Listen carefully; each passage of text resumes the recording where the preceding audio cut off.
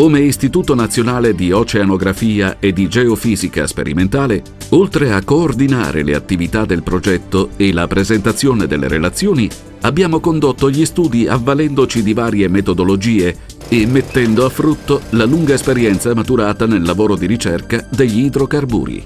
Abbiamo eseguito diverse campagne di acquisizione per individuare le superfici di discontinuità presenti nel primo sottosuolo. I corpi, stratificazioni o strutture presenti nel terreno, aventi diversa permeabilità elettrica, hanno indotto rifrazioni e riflessioni del campo, generando interferenze.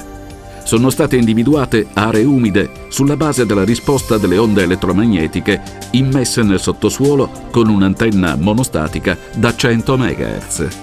La tomografia elettrica è un metodo geofisico per la conoscenza del sottosuolo. Esso prevede un intervento rapido, efficiente ed economico, con impatto ambientale praticamente nullo. Il metodo consiste nell'immissione di una corrente nel terreno per mezzo di 2 o più elettrodi e nel misurare in vari punti la differenza di potenziale indotta dalla circolazione della corrente immessa. Dai risultati ottenuti dalle acquisizioni e dall'interpretazione dei parametri geofisici ottenuti, è stato possibile identificare nell'area d'indagine alternanze dei depositi argillosi e dei depositi ghiaiosi, determinare la loro posizione e la loro forma nel sottosuolo, osservare come cambiano nel tempo i valori dei parametri elettrici del sottosuolo per verificare variazioni dell'acquifero, quali forma e tipo di acqua.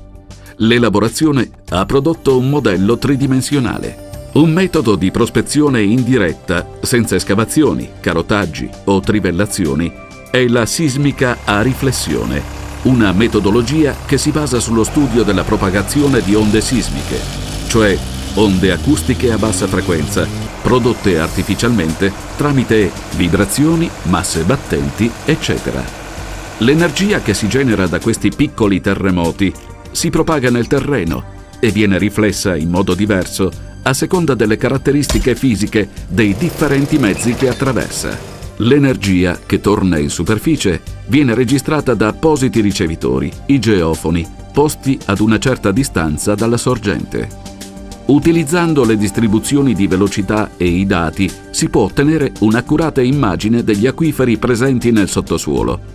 L'acquisizione sismica 3D si avvale della stessa metodologia usata nella sismica a riflessione tradizionale, massa battente, geofoni e registrazione, ma ci permette di studiare in maniera più accurata le variazioni delle proprietà del sottosuolo, per esempio le variazioni laterali degli acquiferi individuati in un'area estesa.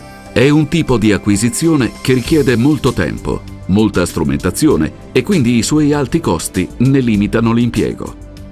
Nella figura sono messi a confronto il risultato dell'indagine sismica e le misure effettuate in un pozzo, eseguite nei pressi del rilievo, sulle indicazioni precedentemente fornite dalla sismica.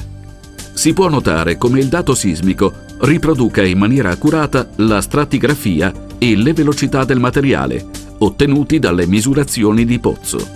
Nel nostro caso si riescono a determinare correttamente le profondità degli acquiferi e valutare spessori dell'ordine dei 5-10 metri.